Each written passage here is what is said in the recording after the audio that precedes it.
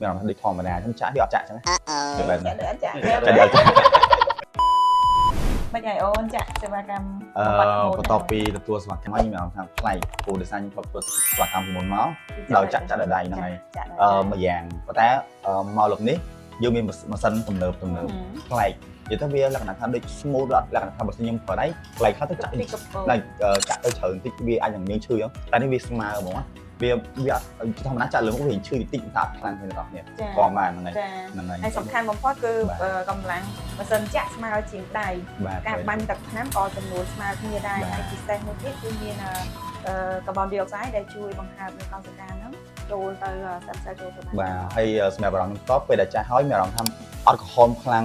ព្រោះបើសិនតែចាក់ដោយដៃវាខ្លះធ្វើនេះក្រហមខ្លាំងអញ្ចឹងអ្នកនរគ្នាហ្នឹងហើយតែនេះចាក់ហើយអត់អីទេមានអារម្មណ៍ដូចធម្មតាអញ្ចឹងចាក់វាអត់ចាក់អញ្ចឹងចាក់ចាក់